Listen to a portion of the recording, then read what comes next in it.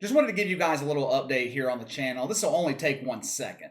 The beginning of this week, mainly today and tomorrow, are going to be kind of hit and miss. I'm going to try and get the usual 2 videos up every day, but today and tomorrow, it's going to be tough. The good news is, though, after tomorrow, Tuesday, we'll be back to our normal schedule. And starting next week, I'm going to try to get 3, maybe 4 videos uploaded every day going forward. So just wanted to give you guys a little update on the schedule for this week. Now let's go ahead and get into Tim Tebow. If I had to guess, this video is not going to be one of my better liked videos. There are certain players that you and I just don't share the same opinion on. Giannis is a good recent example of this. Dak Prescott's another one. Tim Tebow falls into that category. Tim Tebow is a polarizing figure. There's no doubt about it. He's one of those people that you either love him or you hate him. Now, me personally, I like Tim Tebow, the guy. I think he's a great role model, never involved in any scandals. The only negative publicity that Tim Tebow gets is from people who hate on him because of his faith. He does not hide the fact that he is a Christian, which is fine. That's also the reason, though, that he has such a rabid fan base. Supporters of Tim Tebow are quick to come to his defense. There are very few athletes that have that type or that level of support. So I like Tim Tebow, the guy. I don't like Tim Tebow, the football player.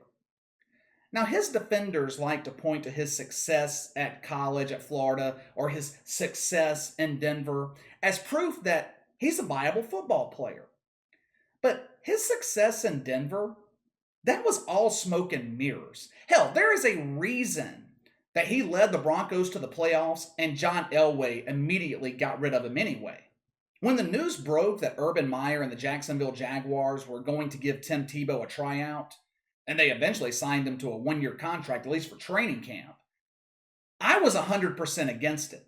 Hell, I couldn't find any good reason that this was a good idea.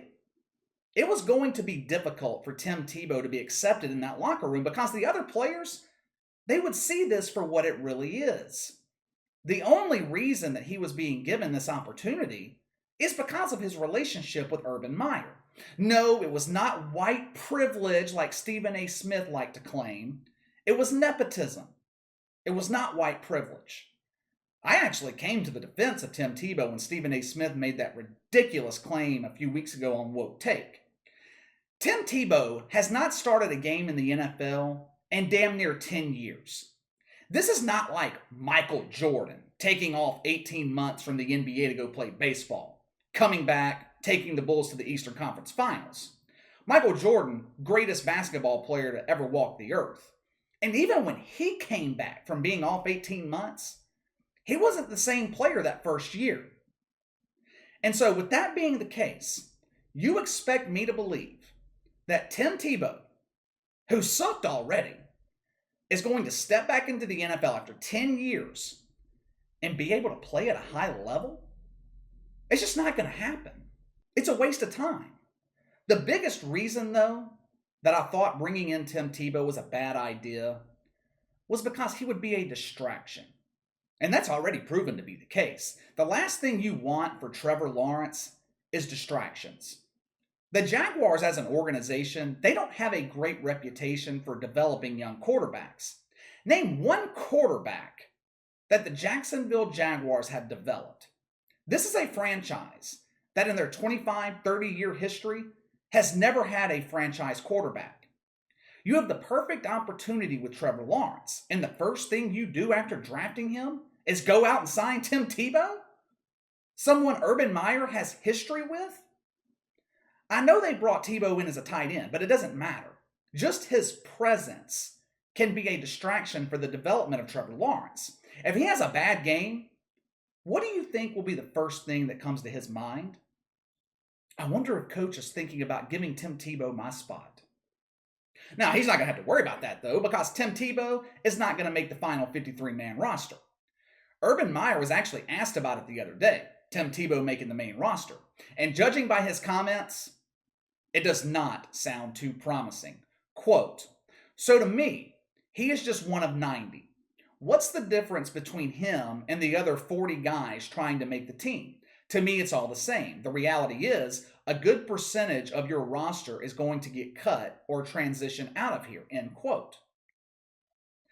Does that sound to you like Urban Meyer is confident that Tim Tebow is going to make the final cut? To me, it sounds like Urban Meyer already knows. This is not going to work. This is not working. Now, I haven't seen Tim Tebow in practice. I haven't seen what he's looking like on the field as a tight end. Hell, I haven't even read reports on his progress or if he's even made any progress.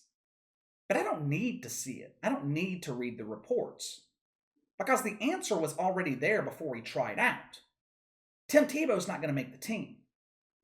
Urban Meyer was actually asked about Tim Tebow's progress, transitioning from quarterback to tight end. His response? He's made decent progress. Let me translate that for you. Urban Meyer found a nice way to say, this is not working. All Tim Tebow is at this point is an unnecessary distraction on a young team. George Kittle, tight end for the San Francisco 49ers, he holds a camp during the summer for tight ends. I think it's called Tight End U, something like that. They really broke out the creative umbrella for that name. But anyway, NFL tight ends will come join George Kittle and they run this camp. Tim Tebow, NFL tight end, was not invited. And somehow this turned into a story. That's an example of what I'm talking about with the distractions. Tim Tebow being a distraction. Why the hell would George Kittle invite Tim Tebow to this camp? The dude's never played tight end in his life. What the hell would he be able to teach or learn from anyone about playing the tight end position? The only reason that this was mentioned is because he is Tim Tebow. Jacksonville, Urban Meyer, cut your losses. Cut your losses. You gave it a try. You gave it a valiant effort. You gave Tim Tebow a chance. Obviously, it does not appear to be working. This is not college football, where you have 90 or so spots on your roster, where you can get by on athletic ability alone. You have 53 positions in the most competitive league in the country. There is no sense wasting any more time trying to give Tim Tebow one of these coveted spots. Now, you want to hire him to be your team chaplain? Fine. I'm sure he would excel in that role. You want him to be an advisor of sorts? Okay. But trying to make him a tight end was a waste of a roster spot to begin with. A spot that was taken from someone else who might have even made the team or the practice squad. Now, I know a lot of you guys are not going to agree with me on this one, and that's fine. It's okay to disagree. But go ahead, let me know your thoughts on this. At this point, after hearing what Urban Meyer said about Tim Tebow, do you think he has a chance to make the Jaguars' main roster? Sound off in the comments below.